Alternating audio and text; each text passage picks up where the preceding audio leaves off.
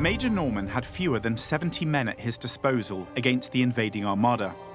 A third he kept back to defend Government House, whilst spreading the rest out to try and second-guess where the enemy may come from. So I had made a plan to try and cover what we thought were the major options. Each plan involved just a rolling, collapsing defence, delay, cause casualties, repeat. Our best hope was that we were buying time for people to think and negotiate, and perhaps the Argentinians, we are taking too many casualties, stop, think again. It was a desperate stakes. We had to do something, and this is the best we could come up with. Desperate guesswork was the only option available to the Major, because there was no intelligence available to him of the likely Argentine plan of attack. Except, again, the intelligence does seem to have existed. So this is a copy of a declassified report that had been sent by Stephen Love. He was the defense attaché.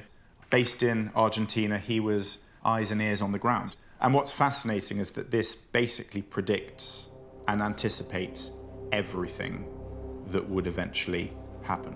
The obvious first task in such an assault would be the neutralization of 8901's capability to react. Any warning would depend on 8901's ability to watch the Western approaches. Just imagine if 8901 had access to this report. It would have changed their whole strategy. This was a pretty incendiary document, and it's got one simple response written on it. It says nothing which we don't already know.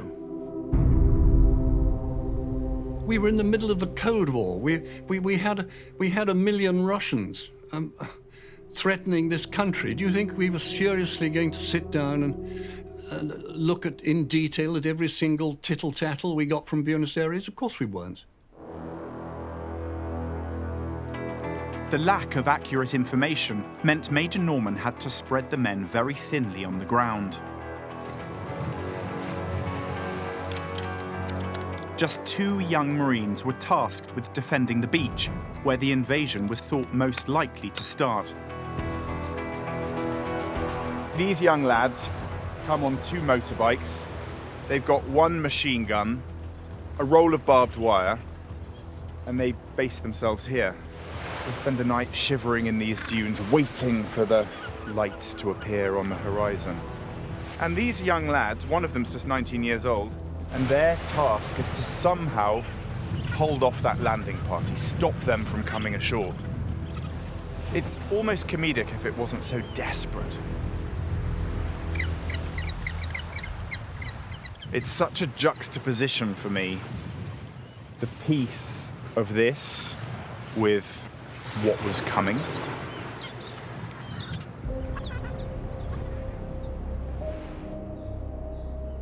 For the small pockets of Marines in various positions around Stanley, it was now just a case of watching and waiting.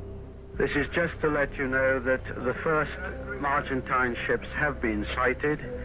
Everything is under control. We're keeping them under surveillance. Of course, we didn't know what or who or how many or whatever. We were just waiting.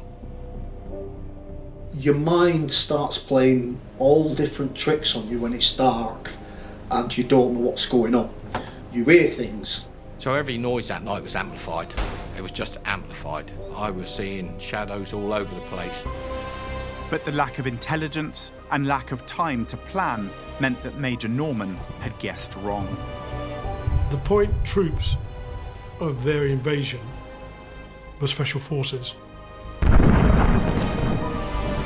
When the first attack came, it was not at the beach or any of the other points the Marines were defending, but at their now empty barracks at Moody Brook on the other side of town.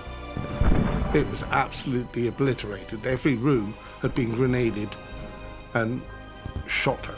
They'd done a textbook house clearing operation. It had had the shit shot out of it. Just as the unseen intelligence report had predicted, the attack tried to neutralise the Marines in one fell swoop. Their out-and-out intention was to kill us in our beds. There was no way that they came in to take prisoners.